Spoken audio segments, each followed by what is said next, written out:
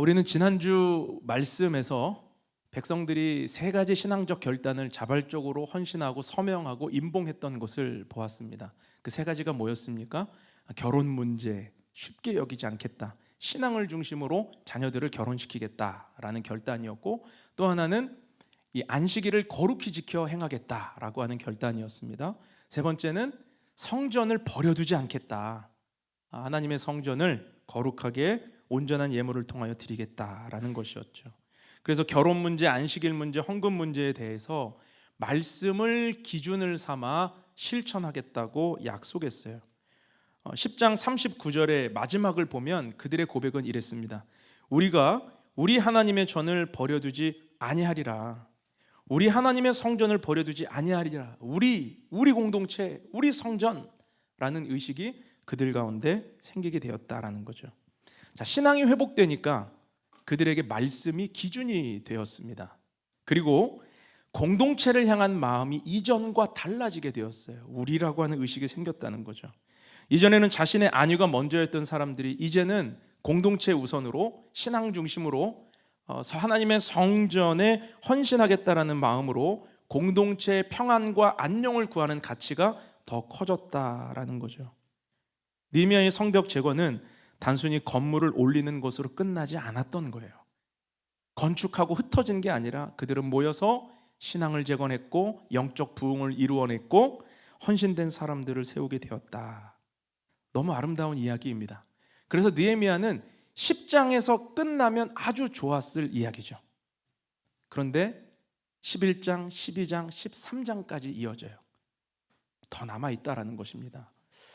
오늘 본문에 보면 우리가 읽었던 이 느헤미야 11장이 바로 새로운 이슈, 새로운 문제를 드러내는 장입니다.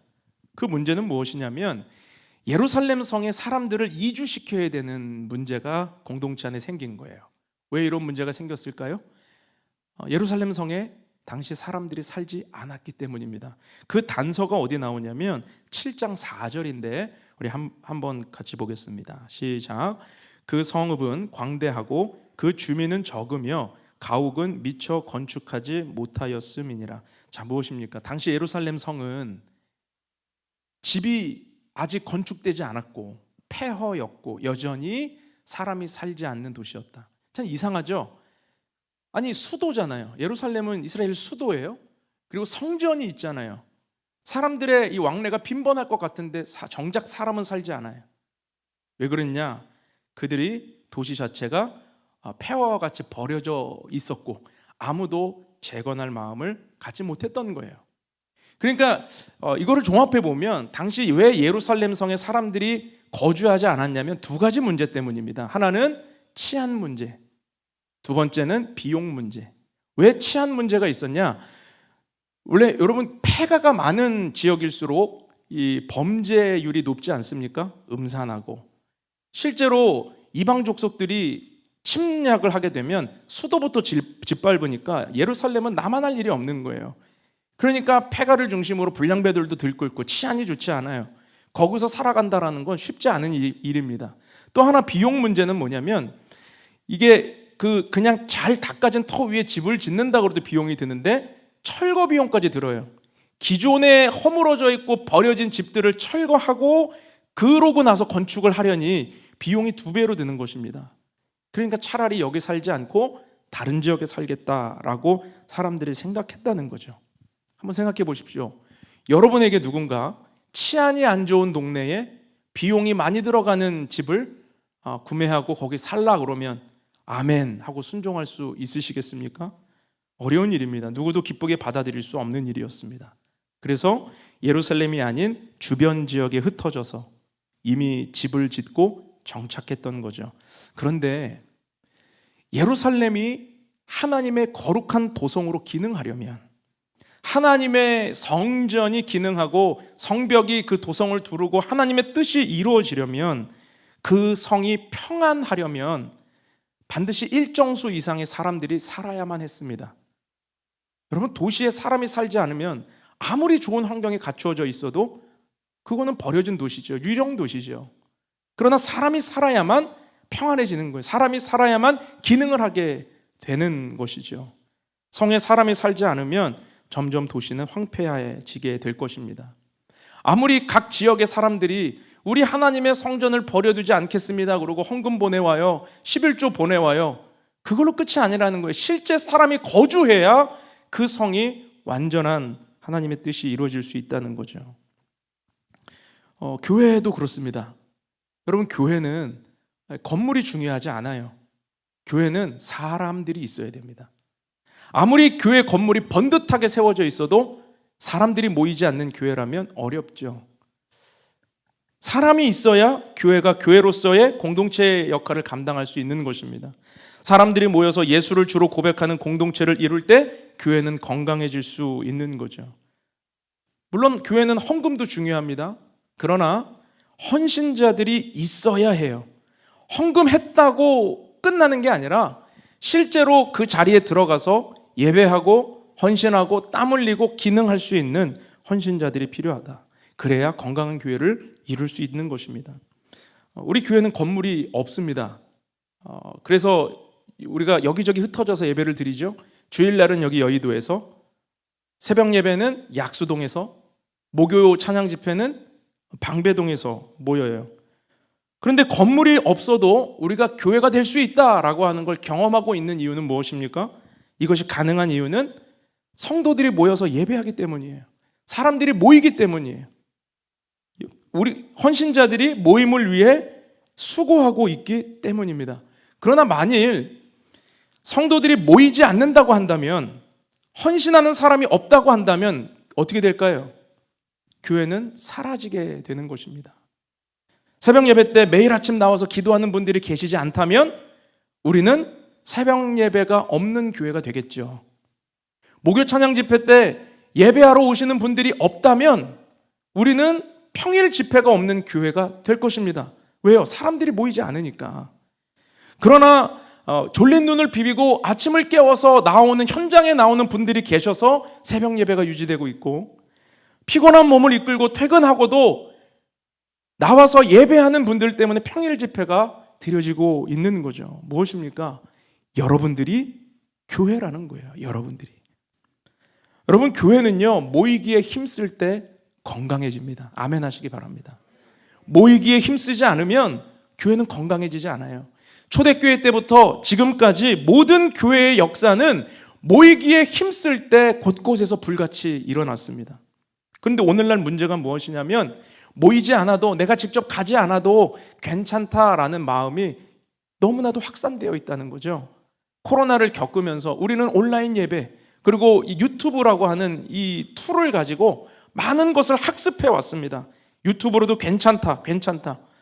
유튜브 안에서 유명한 목사님들 설교 듣고 좋은 찬양팀 찬양 듣고도 내 신앙 유지할 수 있다고 착각하는 사람들이 너무 많아졌어요. 거기에 학습되어 있는 거죠. 그러나 여러분, 교회는 모이지 않으면 건강해질 수 없어요. 성도는 모이지 않으면, 공동체를 이루지 않으면 병들어가게 되는 것입니다. 이런 현상이 마지막 때에 우리가 경계해야 하는 모습이에요. 그래서 히브리서 기자가 히브리서 10장에 이렇게 권면했습니다. 10장 24절 25절 같이 한번 읽어보겠습니다. 시작. 서로 돌아보아 사랑과 선행을 격려하며 모이기를 패하는 어떤 사람들의 습관과 같이 하지 말고 오직 권하여 그날이 가까움을 볼수록 더욱 그리하자. 자, 모이기를 패하는 어떤 사람들의 습관과 같이 하지 아니하고, 아마 이 당시 초대교회 때도 모이지 않아도 괜찮다고 주장하는 사람들이 있었나 봐요. 그런데 히브리서 기자는 단호히 이야기합니다. 그렇게 하지 말라. 서로 권하라. 모여서 사랑과 선행을 격려하고 함께 모여 예배하고, 주님의 날이 가까우면 가까울수록 마지막 때에는 더 모여야 한다. 이렇게 권면하고 있다는 거죠. 여러분, 공동체의 평안을 위해 힘쓰려면 모여야 합니다.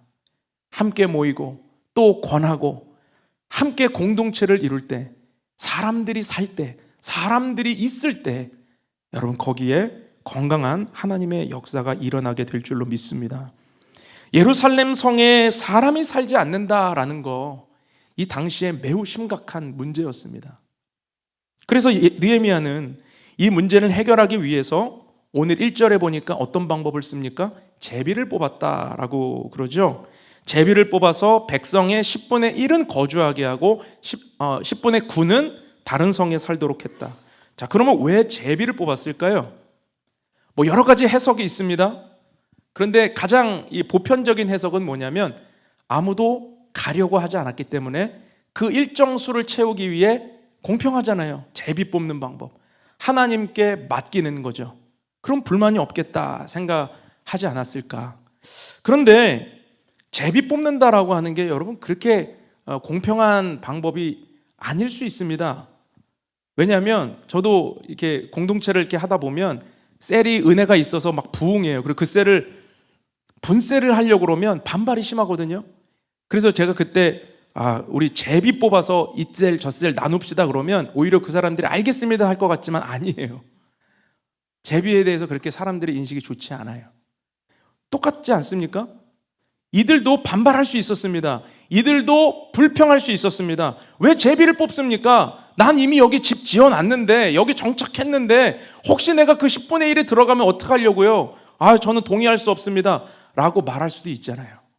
그런데 그들은 제비를 뽑는 방법에 대해서 그 어떤 불평도 원망도 기록하고 있지 않아요. 순종하고 따랐다라는 거죠.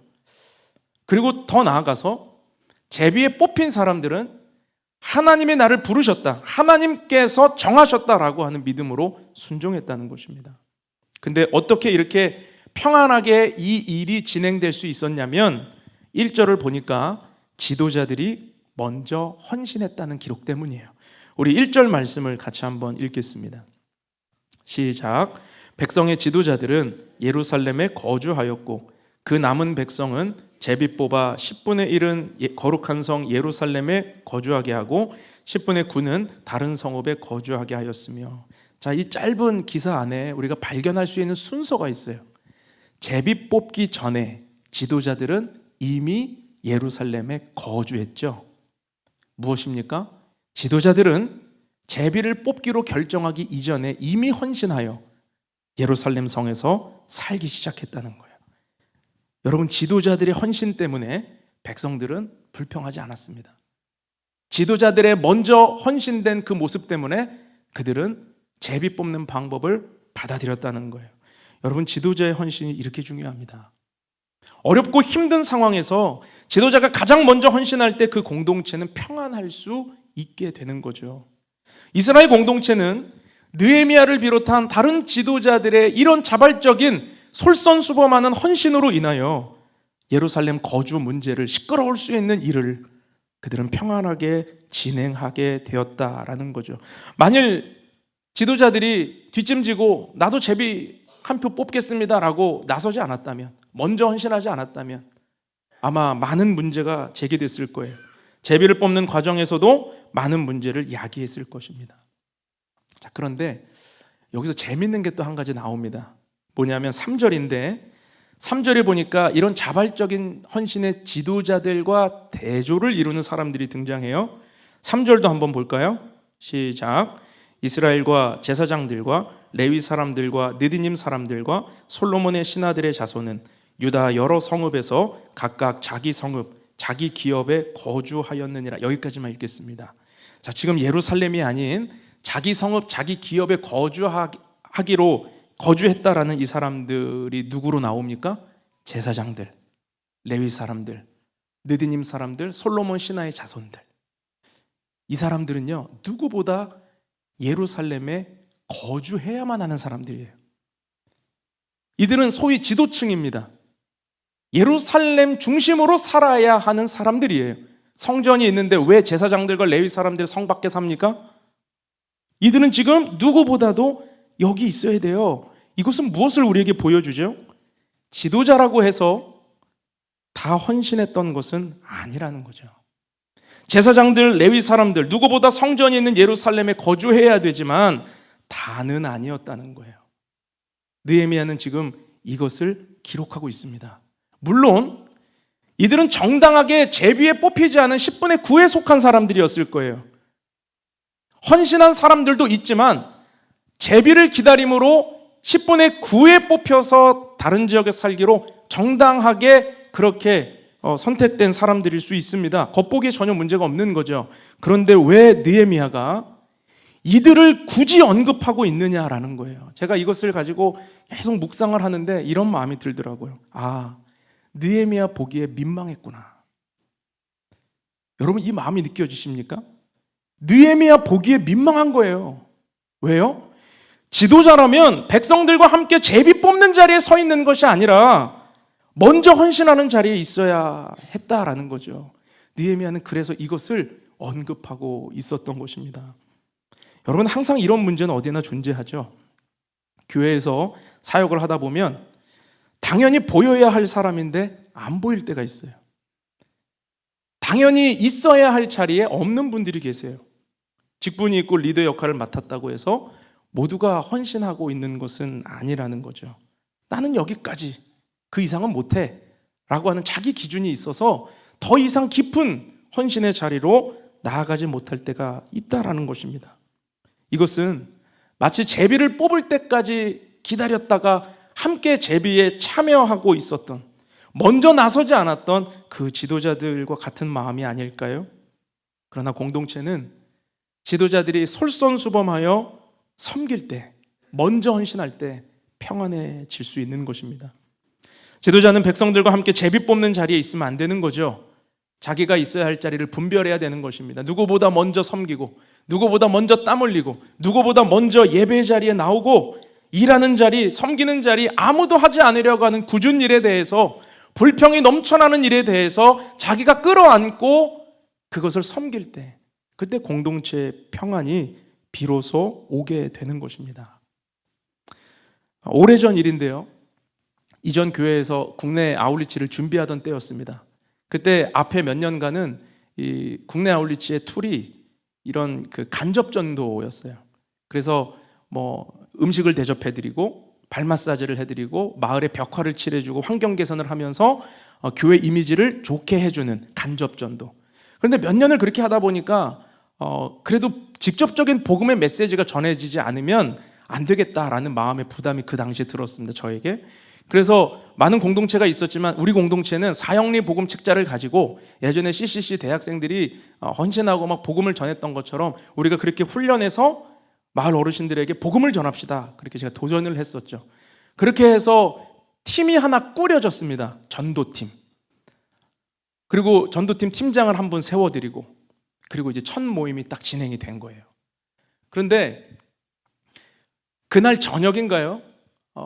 어떤 집사님이 저한테 전화를 하셨어요. 아마 전도팀에 신청하고 첫 모임을 마친 후였나 봐요. 전화를 주셔서 저한테 약간 불편한 말투로 이제 통화가 시작되었습니다. 목사님, 제가 선교단체 출신이거든요. 그런데 요즘에 사형리 책자 안 먹힙니다. 전략을 바꾸셔야 될 것 같아요. 여기까지만 하면 예, 집사님 제가 잘 경청해서 듣고 뭐 보완하겠습니다 라고 했을 텐데, 그분이 한 발 더 나가셨어요. 목사님, 요즘에 화장품 방문 판매도 그렇게는 안 합니다. 아니, 왜 굳이 그런 말을, 뭐 그런 툴을 가지고, 오래된 이 툴을 가지고 지금 뭐 하려고 그러시는 거예요? 그러니까 저한테 이렇게 얘기하시더라고요. 제 성품이 온유하잖아요.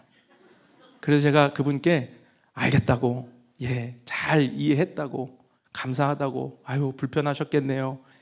그리고 제가 한 가지 제안 드렸죠. 근데 집사님은 전도팀 말고 그러면 다른 주방팀이나 뭐 이런 데 가서 섬기시죠. 그랬더니 그건 제가 알아서 하겠습니다. 그러고 딱 끊으시더라고. 처음 만나보는 캐릭터여서 깜짝 놀랐습니다. 그리고 나서 속속들이 전도팀에 계셨던 분들이 저한테 연락을 주시는 거예요.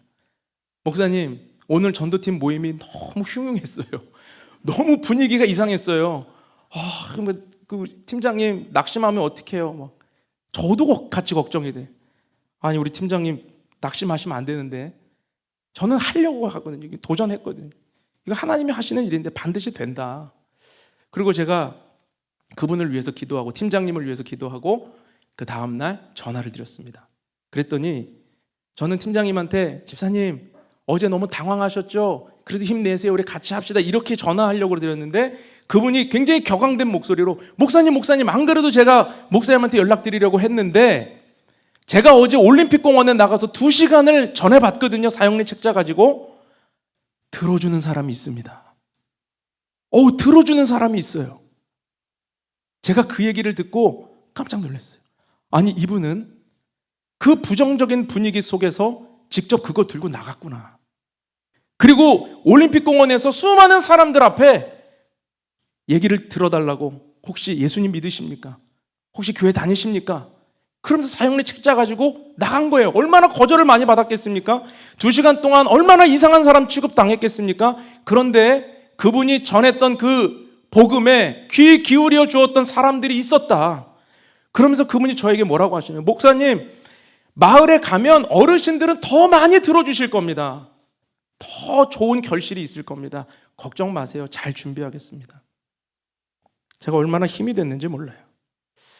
공원에 가서 미리 연습해보는 그 마음, 선봉에 서서 하나님의 은혜를 붙들고 긍정적인 메시지를 품고 나아가는 그 믿음, 여러분, 그 지도자의 헌신이 교회와 공동체를 평안하게 하는 것이고 아름답게 세워갈 수 있게 되는 것이죠.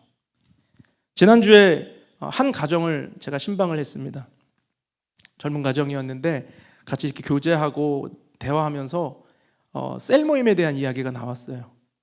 요즘에 셀 모임에서 너무 은혜를 많이 받고 있다라고 해서 제가 너무 감사했습니다. 우리 셀 공동체가 정말 잘 되고 있구나. 너무 감사했어요. 그래서 제가 물어봤습니다. 셀에서 뭐가 그렇게 은혜가 됩니까? 사람들이 은혜로운 나눔을 합니까? 뭐 그런 나눔도 있는데 무엇보다 셀장님이 너무 열심히 셀 모임 준비를 해오셔서 그게 보여서 그것부터 은혜가 돼요. 그래서 제가 그래요? 어떤 준비를 해오시는데요? 그랬더니 모임을 인도하려고 책을 딱 폈는데 깨알 같은 글씨로 빈 공간이 없이 준비된 흔적들이 막 있더래요. 자기는 그거 보는 순간 이미 그냥 은혜에 젖어들었다, 이런 얘기를 하시더라고요. 제가 그 말을 듣고 너무 감사하고 또 그렇게 준비한 셀장님들에게 너무 감사가 느껴졌습니다. 여러분, 공동체는요, 지도자의 헌신이 필요합니다. 솔선수범이 필요해. 그때 공동체가 평안해질 수 있는 것입니다. 제가 정말 힘들고 어려워도 매주 토요일 저녁에 우리 찬양팀과 함께 셋업하고 연습하는 이유는 다른 게 아닙니다. 이 일이 허드렛 일이 아니라는 메시지와 함께 그것이 우리 공동체를 평안하게 하는 것임을 알기 때문이에요. 제가 우리 찬양팀들한테 너무 감사한 것, 또 우리 방송 봉사자들한테 너무 감사한 것은 토요일 저녁에 얼마나 약속이 많겠어요. 뭐 연애도 해야 되고, 다 결혼 안 한 친구들인데 결혼한 분도 있지만 연애도 해야 되고 뭐 여러 가지 일이 있겠죠. 그런데 그 시간을 헌신하고 셋업하고 준비하는 거에 아무도 불평하지 않아요. 아무도 불만 갖지 않아요. 저한테 찾아와서 목사님, 저 이제 그만하겠습니다. 너무 힘듭니다. 이렇게 하는 분들도 있을 만한데, 물론 오늘 찾아오려다가 이 말 듣고 다시 갈 사람이 있을지 모르겠지만, 여러분, 찬양팀, 방송팀, 셋업팀 축복해 주셔야 돼요. 예배 그냥 드리는 거 아닙니다. 누군가의 헌신이 있었고, 누군가의 기도가 있고, 누군가의 땀 흘리는 시간들이 있어요. 우리 아이들 15층에서 예배 드리는 거 미리 모여서 예배하고 헌신하는 교사들이 있기 때문에 가능한 거죠. 교회는 누군가의 헌신이 없다면 절대로 세워지지 못합니다. 헌신하는 사람들이 없다면 교회는 불평과 다툼으로 어려워질 거예요. 왜 너는 하는데 너는 안 하는데 나만 해야 돼? 이런 이야기들로 넘쳐나게 되겠죠. 오늘 이스라엘 공동체도 자칫 그럴 수 있는 상황이었습니다. 긴장할 수 있는 상황이었습니다. 그러나 그때 헌신하는 이들을 통해서 공동체는 위기가 아니라 평안하게 되었다. 우리는 이것을 보고 있는 거죠. 여러분, 그래서 우리가 오늘 더 주목하기 원하는 사람들이 2절에 나옵니다. 우리 2절 말씀, 자원하는 백성들 한번 같이 한번 읽어보죠. 시작. 예루살렘에 거주하기를 자원하는 모든 자를 위하여 백성들이 복을 빌었느니라. 자, 이들은 누굽니까? 1절에서 지도자들이 헌신하고 그 남은 백성들이 제비를 뽑았다고 했는데, 지금 2절에 나오는 이들은요, 제비와 관계없는 자들이에요. 지도자도 아니에요. 더군다나 이름이 적히지도 않아요. 11장 전체를 살펴봐도 이 자원했던 사람들의 이름이 누군지 기록되지 않아요. 무명의 사람들, 무명이지만 이름조차 기록되지 않았지만, 제비와도 관계없이, 역할과 직분도 없지만 그들은 자원하는 마음으로 가장 어려운 헌신을 하고 있었다라는 거죠. 그런데 이들을 위해서 모든 백성들이 축복했다고 그러죠. 저는 이 모습을 보면서 이런 묵상이 들었어요. 이름도 없이 빛도 없이 곳곳에서 하나님 앞에 자원하여 헌신하는 그 사람들을, 물론 공동체가 축복해야죠. 사람들이 칭찬해야죠. 그런데 이름이 증거되지 않았죠. 하나님이 이들을 축복하고 계시는구나. 하나님이 이들에게 박수 쳐주고 계시는구나. 하나님이 이들의 헌신을 기억하시는구나. 사람들은 이름을 기억할지 모릅니다. 사람들은 이들이 누군지 알 수 없었을지 몰라요. 느헤미야조차 이들이 누구였는지 다 기록하지 않고 있는 걸 보면 잘 드러나지 않았던 사람들이었겠죠. 그런데 하나님은 기억하세요. 하나님은 칭찬하세요. 하나님은 보신다라는 거죠. 여러분, 우리는 이들의 자발적인 헌신이 얼마나 아름다운지 보고 있습니다. 교회가 세워지고 지난 1년간 목회하면서 참 감사했던 순간들이 많았는데, 그 중에 하나가 자원하는 마음을 만날 때예요. 누가 시키지 않았는데 필요한 일이라 생각하고 그 자리에서 기능하는 분들이 있어요. 제가 팀을 정해드리지도 않았는데 무거운 게 보이면 날르고, 뭐가 있으면 치우고. 누가 시켜서 합니까? 교회의 됨이란 무엇인가, 하나님 사랑하는 게 무엇인가 라고 마음에 감동이 온 분들이 자원하여 그 일들을 섬길 때, 그 모습을 보면 제 마음에 정말 이런 중보가 나옵니다. 하나님, 저분들을 축복해 주십시오. 이름도 없이 빛도 없이, 누가 알아주지 않아도 그 자리에서 끊임없이 기능하고 있는 주의 백성들 기억해 주십시오. 저들의 삶의 자리와 가정과 인생을 축복해 주십시오. 교회는 자원하는 마음들이 있어야 은혜가 넘칩니다. 어떤 일을 하려고 할 때 그곳에 자원하는 마음들이 모여야 해요. 그래야 공동체가 평안해집니다. 때로는 초신자분인데 공동체를 위해서 헌신하겠다고 연락을 주시는 분이 계세요.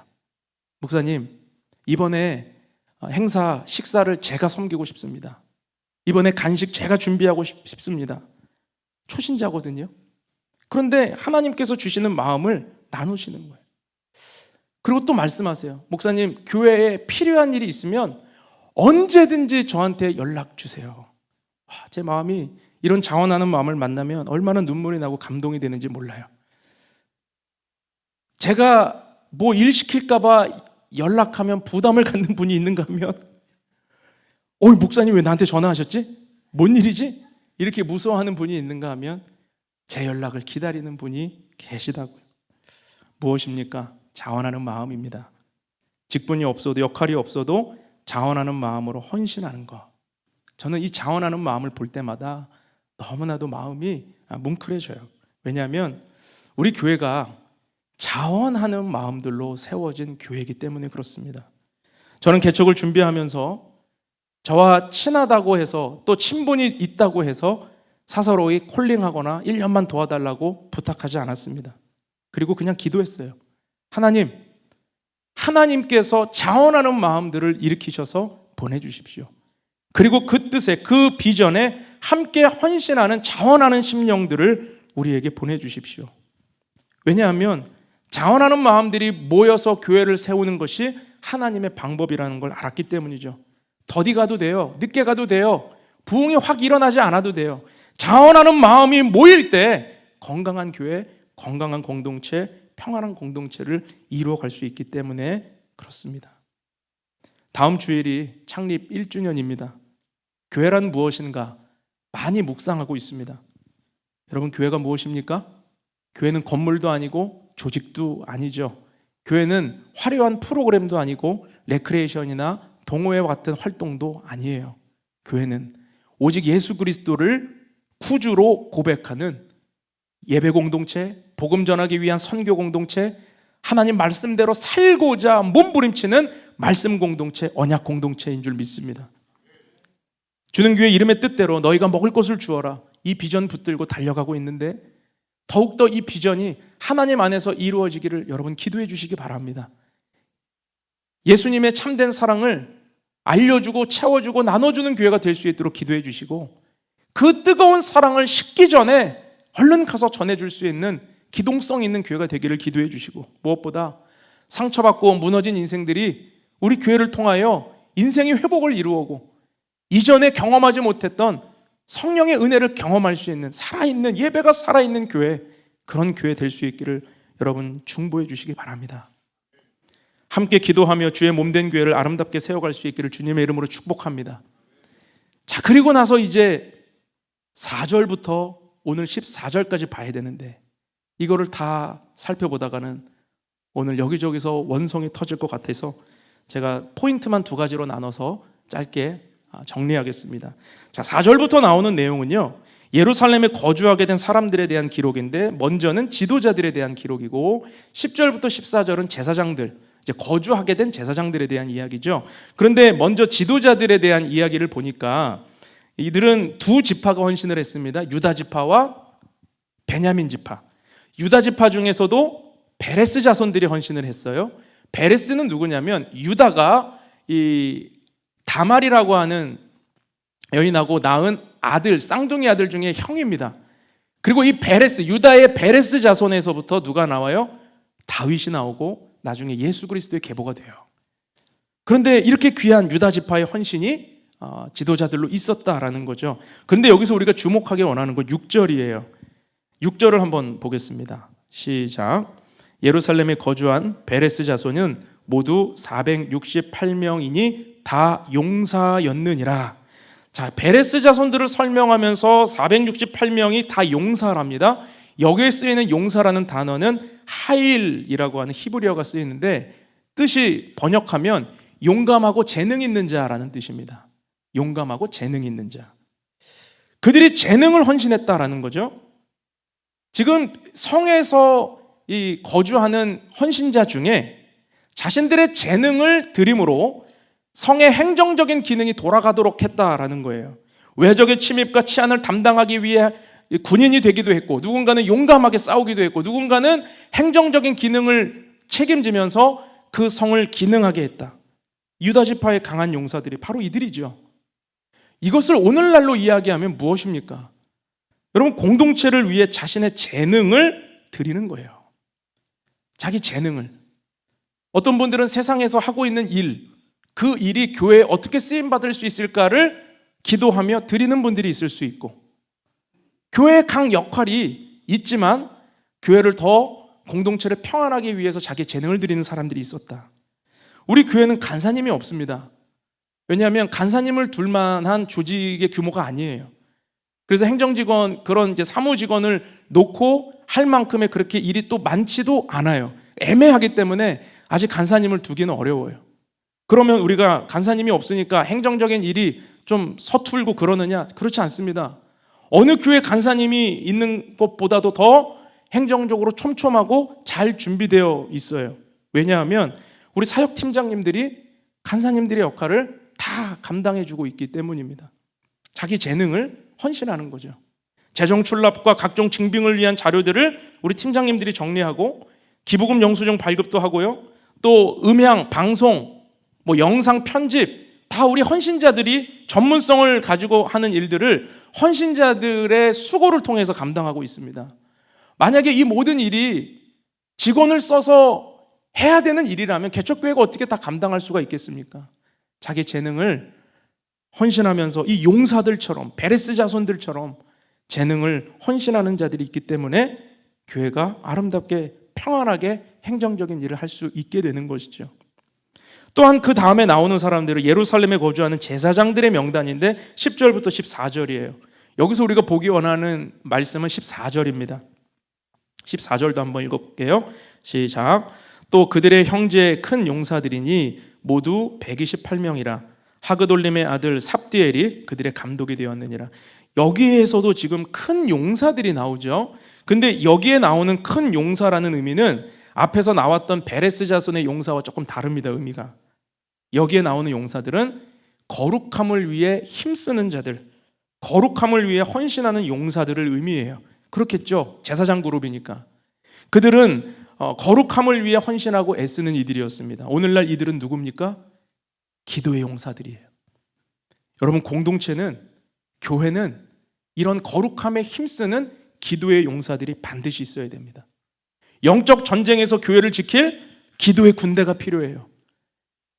악한 사단이 틈타지 못하도록 깨어 기도하고 성도들의 어려움을 위해 중보하고 선교지를 위해 중보할 기도의 용사들이 필요합니다. 아직 우리 교회는 중보기도 팀이 없습니다. 억지로 할 수 없기 때문에 기다리고 있어요. 하나님이 때를 주시기를. 그리고 우리가 속한 자리에서 기도를 쌓아가고 있는 거죠. 그런데 한 가지 기대가 되는 것은 우리 새벽 예배가 연초 특세를 지나면서 기도 소리가 달라졌고 뜨거워졌어요. 제가 의도한 건 아닙니다.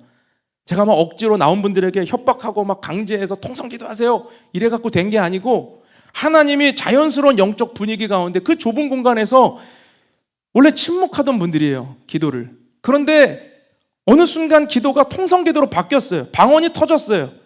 그리고 뜨겁게 기도하는 분들이 교회에 그 기도의 자리를 지키고 있어요.